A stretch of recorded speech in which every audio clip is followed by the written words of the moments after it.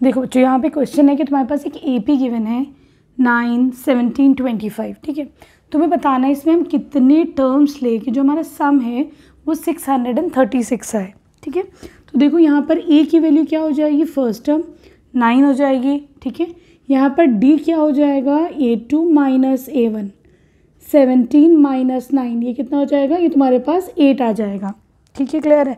अब देखो हमारे पास एक फॉर्मूला है Sn is equal to n/2 2a plus n minus 1 into D, ठीक है। यहाँ पे कितना गिवन है, ये जो सम है ये 636 गिवन है, ठीक है। यहाँ पे वैल्यूज़ पुट करते हैं, n की हमें पता नहीं है, ठीक है। 2 इंटू a कितना है, 9 है, प्लस अगेन n की वैल्यू नहीं पता है, d कितना है तो हमारे पास 8 है, ठीक है। दिस इज इक्वल टू 636, ठीक। क्या कर सकते हैं, देखो यहाँ पे भी 2 है और ये 8 जो है ये भी 2 का मल्टीपल है, तो दोनों तरफ से मैं एक 2 कॉमन ले लूँ तो ये हो जाएगा 2n/2। यहाँ क्या बच जाएगा, ये 2 तुमने बाहर ले लिया, यहाँ 9 बचा, n माइनस 1, ये वाला 8 था, इसमें से 2 एक तुमने बाहर ले लिया, ठीक है। तो यहाँ क्या बच जाएगा, 4 बच जाएगा, ठीक है। दिस इज इक्वल टू 636, ठीक। क्या कर सकते हो, इस 2 से 2 को कैंसिल आउट कर दो, ठीक है। ये क्या हो जाएगा, n 9 प्लस 4n माइनस 4 1 ज़ा 4, दिस इज इक्वल टू 636, ठीक है। n ले लो, 9 माइनस 4 ये कितना हो जाता है, 5 हो जाता है ना। तो इसको हम पहले ये भी लिख सकते हो, 4n प्लस 5 लिख दो, ठीक। दिस इज इक्वल टू 636, ठीक। यहाँ से ब्रैकेट ओपन करो, ये हो जाएगा 4n² प्लस 5n, ठीक। इसको इधर ले लो, सॉरी दिस इज 636, तो ये नेगेटिव हो जाएगा 636, दिस इज इक्वल टू 0। अब तुम्हें इसको सॉल्व करना है, ठीक। तो अब इसको तुम कैसे सॉल्व करोगे, हम क्या करेंगे, n² के कोफिशिएंट को कांस्टेंट से मल्टीप्लाई करेंगे, ठीक है। तो हम जब 4 को 636 से मल्टीप्लाई करते हैं तो क्या आता है, 2544, ठीक है। और नेगेटिव साइन भी आएगा क्योंकि यहाँ पे तो बस नेगेटिव है। तो तुम्हें दो ऐसे नंबर्स चाहिए जिनको ऐड करें तो 5 आए, मल्टीप्लाई करें तो 2544 आए, ठीक है। तो हम लोग प्राइम फैक्टराइजेशन से करते हैं इसको सॉल्व, 2544, 2 से कर लो इसको, 2 1 ज़ा 2, 2 2 ज़ा 4, 2 7 ज़ा 14, 2 2 ज़ा 4, ठीक है। अगला देखो किससे कर सकते हैं, फिर 2 से कर लो तुम इसको, 2 6 ज़ा 12, 2 3 ज़ा 6, 2 6 ज़ा आएगा, 2 3 ज़ा 6, 2 1 ज़ा 2, 2 8 ज़ा 16, फिर 2 से कर लो, 2 1 ज़ा 2, 2 5 ज़ा 10, 2 9 ज़ा 18, 3 से कर लो, 3 5 ज़ा 15, 3 3 ज़ा 9। अब 53 प्राइम नंबर है तो 53 1 टाइम्स, ठीक है।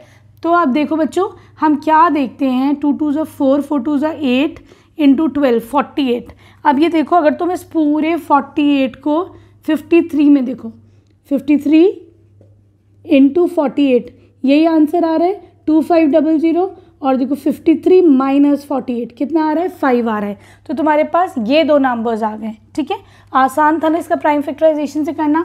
चलो तो अब हम क्या नंबर्स ले सकते हैं, 4n² plus 53n minus 48n minus 636, ठीक है। दिस इज इक्वल टू 0, सही। इसमें से क्या कॉमन ले सकते हैं, यहाँ तो भाई कुछ भी नहीं आएगा है ना, n ले सकते हो तो क्या बच जाएगा अंदर, 4n प्लस 53, ठीक। यहाँ से हम 12 कॉमन ले सकते हैं, यहाँ क्या बच जाएगा 4n, यहाँ पे क्या बच जाएगा प्लस का 53, दिस इज इक्वल टू 0, ठीक। 4n प्लस 53 एक तरफ ले लो, ठीक। दूसरी तरफ क्या बचाएगा, n माइनस 12, ठीक है बच्चों। यहाँ से क्या आ जाएगा, 4n plus 53 is equal to 0, यहाँ से n minus 12 is equal to 0, ठीक है। यहाँ से देखो n की 4n is equal to minus 53, तो n की वैल्यू क्या हो जाएगी, माइनस 53/4। देखो n कभी भी नेगेटिव नहीं होगा, फ्रैक्शनल वैल्यू नहीं होगी, n तो नंबर होता है ना, 4 5 10 100 100 ऐसे होगा ना, दैट मीन्स ये वाली वैल्यू वैलिड नहीं है। यहाँ पे देखो n कितना हो जाएगा, इधर से n हो जाएगा 12, दैट मीन्स ये वैल्यू जो है तुम्हारी ये वैलिड हो जाएगी। इसका मतलब यहाँ पे कितने टर्म्स ऐड करके 636 देंगे तो 12 टर्म आ जाएगा इसका आंसर, ठीक है। देखो बच्चों क्वेश्चन नंबर 5 में ये कह रहे हैं, यहाँ पे तुम्हारे पास एक AP है जिसका फर्स्ट टर्म गिवन है 5, ठीक है।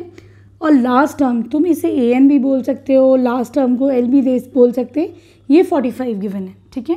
यहाँ पे जो सम गिवन है ये 400 गिवन है, ठीक है। तुम्हें क्या निकालना है, you have to find out N and you have to find out D. तुम्हें एन और डी की वैल्यू निकालनी है, ठीक। तो हमारे पास फॉर्मूला है S N is equal to n/2 a plus L, ठीक है।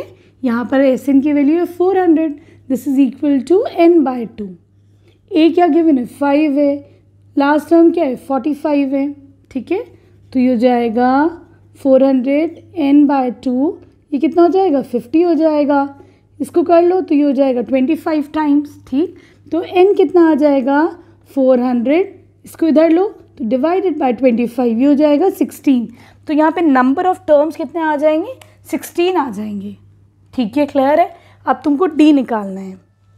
देखो बच्चों d के लिए हमारे पास एक फॉर्मूला है an is equal to a plus n-1 into D, ठीक। ये क्या लास्ट टर्म था तो इसे 45 कर लो, a क्या है फर्स्ट टर्म है 5 कर लो, ठीक है। और ये कौन सा टर्म है, टोटल कितने टर्म्स हैं यहाँ पे 16 टर्म है, तो ये हो जाएगा 16 - 1। d की वैल्यू तुम्हें निकालनी है, 5 को इधर लो तो 45 - 5 ये हो जाएगा 40, this is equal to 16 - 1 is 15 into D, ठीक है। तो ये हो जाएगा d इज इक्वल टू 40/15, ठीक है। किससे 5 से कर लो, 5 3 = 15, 5 8 = 40।